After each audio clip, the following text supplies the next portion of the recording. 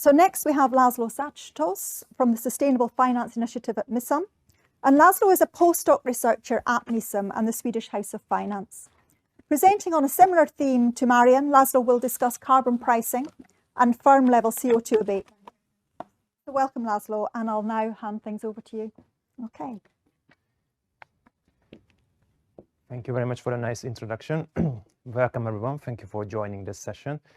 So today I would like to discuss with you a similar topic as before, the carbon pricing and this relationship with the firm-level CO2 abatement and evidence from Sweden. This is a joint endeavor with my excellent colleagues, Gustav Martinsson, Per Strömberg, and Christian Thoman. So carbon pricing is a key climate policy tool to make firms internalize their costs of emissions in the form of carbon taxes and also emission trading systems. The major difference, as you could hear from previous presentations, is the tax is rather exogenous mechanism that the national governments or the jurisdictions governments put an explicit price on emissions. But on the other hand, the emission trading system is a rather endogenous market mechanisms where the traders into the system and the supply and demand will steer the actual price of the emission units. Several countries have introduced the carbon taxes and other carbon pricing initiatives, including Sweden in 1991 and other Scandinavian countries. But due to data limitations, there are only very few empirical studies to date which explicitly aim to investigate the ex-post effect of such carbon pricing tools. And therefore, it is still an open question whether these policy instruments have any effect on the emissions or the firm behavior, which is very important to answer given that these are relevant to sustainable development goals as well as for the green transition. So the main goal of our study is providing a comprehensive evaluation on how carbon pricing has affected manufacturing firms' emissions. And in particular, we examine the sectoral distribution of carbon taxes as well as the emissions. And we also want to uncover how carbon pricing has shaped firms' emissions. Sweden is a very good testbed for any empirical analysis due to available long and granular register data. Statistics Sweden and other government agencies fetch a lot of data, financial and accounting data on firms as well as on employees. So therefore, we are equipped with a very granular and also a rich data set. On top of that, there was also rich variation in tax rates in Sweden due to the subsequent adjustments of the design. And therefore, the rich set of data as well as the cross-sectional variation enable us for providing facilitating econometric identification for our study. The chief challenge in our study and our project is that the tax records are not available, so therefore we had to approximate them based on legislative documents such as government bills or budget bills. In terms of findings, I can present you three different set of findings. We conducted a sectoral distribution, the exploratory analysis, and we've documented a very skewed distribution in emissions and taxes, meaning that 75% of the emissions belong to very narrow defined sectors, including cement, refinery, steel, and paper. When it comes to the mechanism, the microeconomic mechanism, the effects of the carbon pricing, we found that the carbon pricing works, and firms respond to the marginal carbon prices. So the marginal carbon price means what is the price of the next unit of emission. So therefore, what is the price of the next kilogram of emitted carbon dioxide? So in principle, it's a little bit similar to a marginal corporate tax rate, where the next unit of sales will be taxed. But now we talk about the marginal carbon pricing, so what is the next unit? And we found that large emitters' response had been moderate to this relationship, and therefore the highest chunk of the emission reduction could be attributed to the lower emitting sectors. When it comes to the aggregate manufacturing emissions, we found that there was a total reduction by 31% between 1990 and 2015. And based on preliminary analysis, we've also found that 25% of this total is due to carbon pricing. When it comes to our data, we were equipped with on average 4,000 manufacturing firms on a yearly basis, and we were able to capture 85% of taxable emissions in our Swedish sample. In order to understand what is going on and what is the underlying intuition behind these results, let me just show you the nominal carbon tax rates for first. The nominal carbon tax rates are those rates which are stipulated in the legislative documents. And we could see in this graph the general tax rates which were levied on households and services sector, and also the manufacturing tax rates. So as we could see on this graph, it was introduced in 1991, and in 93 and 97, dramatic change occurred. And between 97 and 2009, the nominal taxes did not change that much.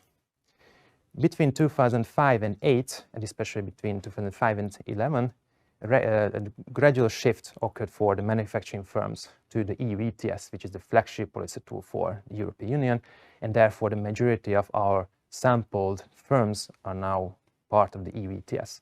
And those outside of this regulatory tool had to face a much higher carbon tax, as you can see in the graph. So therefore, for making the point, the 91 and 2009 is the interesting interval. We could see, well, we do not see that much change. On the other hand, the exemptions and also the potential sailings also have a very instrumental role in understanding what's going on with the firms. So this is a made-up example I presented here, where I had a firm with 50,000 crowns as sales, and we wanted to understand what would be the effect of the sailings and these exemptions to the large emitters and the energy-intensive firms based on their emissions. So as we could see, we would expect a linearly increasing relationship and a monotonic relationship. So basically a straight line when we plot the emissions against the carbon tax payments. But regardless of the taxation design and also the taxation regime, there are always kinks, especially in particular in 1991 and 92, represented by the black solid line as well as the blue dashed line. So up to 2 kilotons of emissions, we could see this linear increasing relationship between emissions as well as the carbon tax payments. But above that level, the emissions are not taxed. So therefore, even if the specific enterprise emitted 8 kilotons or 3 kilotons of emissions, the carbon tax payment did not change. So therefore, this suggests that the marginal pricing as well as its exemptions should have a very important role in understanding firms' abatement incentives. So when we go to the empirical analysis, let's start with the empirical strategy of the exploratory analysis. So the building blocks are the normalized emissions, or in other words, carbon emissions or emission intensity, and that measures the emissions necessary for a unit of output. So what is the necessary carbon dioxide emissions for reaching 1 unit of sales? So therefore, this is a cleanness measure, so to speak. The normalization has a clear economic interpretation, but at the same time, it enables us to take into account the differences in terms of size, given that the same industrial operator, which has a much higher size, would mechanically emit much more carbon dioxide emissions, even if their production technology is not cleaner. So therefore, we need to take that into account, and we have the opportunity to compare these firms directly. So once we are with the emission intensity, we sort the industrial sectors, the narrowly defined industrial sectors, into 10 deciles based on their emissions. And we, instead of tracing each firm one by one, we trace these 10 deciles. And we trace the emission intensity, the carbon dioxide emissions, as well as the tax payments for these deciles. So this plot shows the distribution of carbon dioxide emissions, where the D1 represents the lowest emitting sector, and the D10 represents the largest emitters. We can see in the striking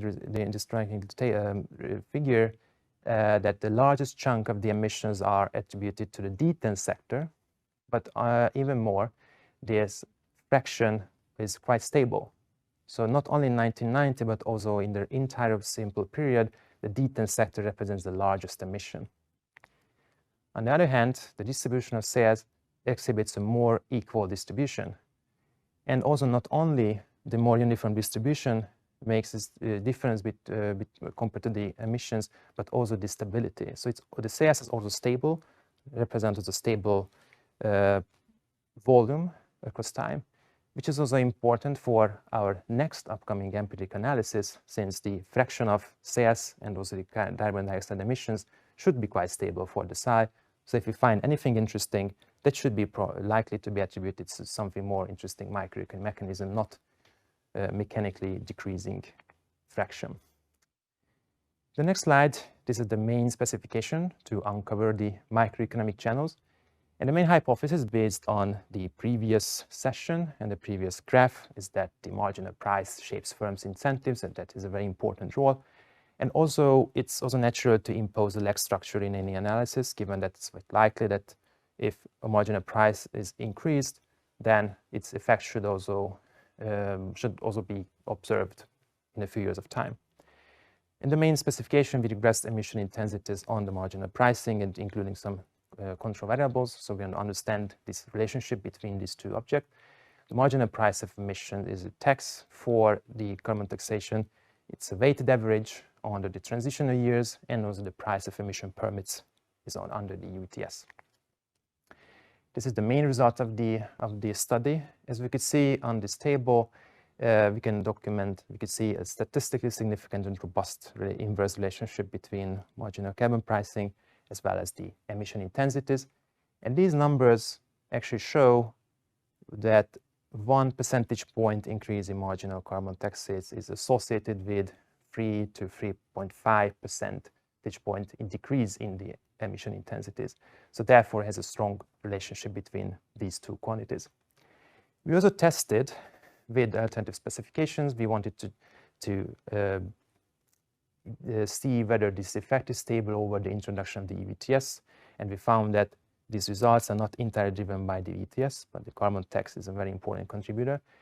And the results are stronger for firms in specific industries, specifically with the lower abatement costs, where it's much easier to actually decrease the emissions, and also for those industrial sectors where the assets are less movable, such as they have fixed plants, for example, for steel industry. It is also a quite natural question to ask whether the carbon pricing has contributed to the emission reduction on aggregate level, and if so, what is the actual magnitude? So, and of course, apart from that, what are the potential alternative factors and other important economic driving forces that have also contributed to these patterns? Based on official sources, we found that aggregate manufacturing reduction was like 31% on our sample period. And we also used the standard decomposition analysis to try to understand our 3 orthogonal factors. One of them is a size factor, which reflects to the size of the economy. This is important since if the demand or the supply changes, or in other words, if there's a contraction or expansion of the economy, it's very likely that there would be a mechanic relationship or mechanically increasing or decreasing carbon pricing or carbon emissions, regardless of whether there is an imposed or levied carbon tax. Another important factor is a technical effect, which refers to the technology of the industrial enterprises.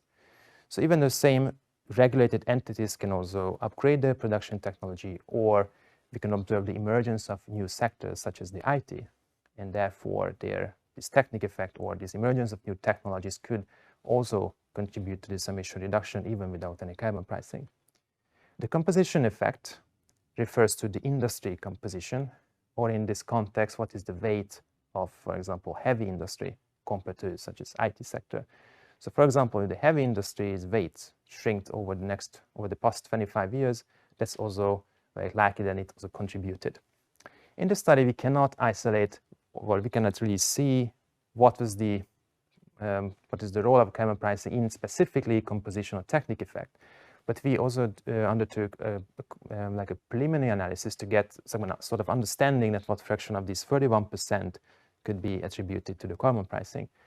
And we used the main specifications, as shown before, with a balanced sample of large emitters.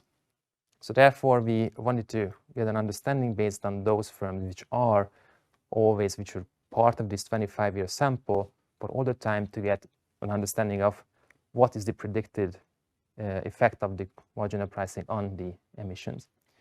And we found in this analysis that 8%, so therefore almost a quarter of the total, could be attributed to the carbon pricing. So it's quite isolated. So now I try to go, So as a concluding remarks, we investigated how carbon pricing affected the manufacturing firm's CO2 emissions, and we could exploit a rich set of registry data as well as the gradual adjustment of the carbon pricing. And we've documented a skewed distribution of emitted CO2 and taxes. And we found that positive marginal carbon prices are key for key abatement incentives. In our final set of analysis, we found that 25% of the aggregate manufacturing reduction of carbon dioxide emissions could be attributed to carbon pricing.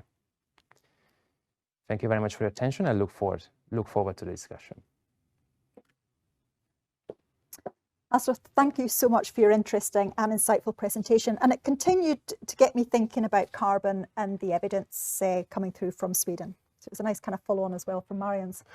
And I hope you don't mind, I've got a couple of questions. There's also some questions coming in through the audience. Are you okay to take these? That's good, absolutely. So I'll start with one of these. So can you explain why energy intensive firms get exemptions under the Swedish carbon taxation system? Well, there are several potential reasons for that. Based on, for example, newspaper articles, it's very likely that the industrial lobby is potentially a very important reason. So these narrow defined sectors were represented I would say they represented very important factors for the well-being of Sweden. And they also employed lots of people in Sweden.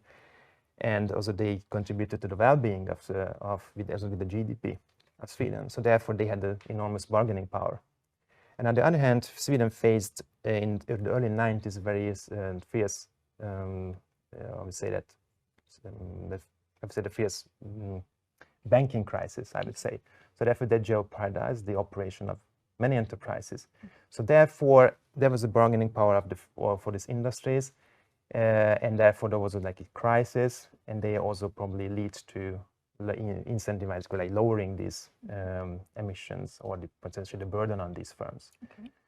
So I would say that's likely the reason, but also is the question that why they remained it. That's another thing. But I guess again the lobbying is very important, especially the international competition side. Okay. Yeah. And a question from the audience. So 25 of 31% of the emissions reduction due to pricing. What caused the other reduction, and how can the impact of different factors be revealed? Well, as I said, this is a preliminary analysis, so we also want to get an understanding of what are the potential other factors. Yes, I would say that it's a linear combination of these composition, the technical and the size effect. But at the current stage, we cannot really say that what fraction of these, what fraction of the carbon pricing could contribute. So we have also a few candidates from the literature which suggested some methodology, but we also need to find such a good way to uncover these more granularly. Okay. Another question, you okay? Yeah, absolutely. So can you also tell us something about the policy implications of your results? Yeah. I believe there are three policy implications. The first of all, that it corroborates with other findings in the previous literature. So therefore, I believe that carbon pricing should be an internal part of any net zero package, as also part of the other presentations. And also we found that given that the marginal pricing has a very important effect on the emissions, I believe it's potentially more effective to set a lower nominal carbon tax rates, but trying to make sure that the marginal pricing is positive on each sector. So maybe that's more effective, because that was the case in Sweden, that they introduced very high taxes, the highest in the world, but actually those who attributed to the highest part of the emissions did not pay that much compared to the emissions. So maybe it's easier to, or maybe it's more effective to give incentives. And also the third, I think it's important implication that not only the pricing is important, we should also give as much as support for the firms for the green transitions, given that it's also important to acknowledge that these technological barriers represent a huge hinder for this green transition, especially for example, for the steel industry, since it's very hard to replace coal. And this is why it's so advocated the H2 green steel, that they try to make this huge transition based on a new hydrogen-based technology. And I think it's also important to support the firms in these endeavors with also financing and also other alternative instruments. Okay. We've got a bit more time. Yeah. So I've had another question coming in. Have you tried to assess if the composition component is offset globally by moving production to countries with lower carbon tax? Yes, this is an important point, and we probably, I'm sure we will try to assess the carbon leakage. It's very challenging to make this assessment, but we also want to make some contribution on that side. but that's still an open question how to do it. Okay. Well, thank you very much. Thank you.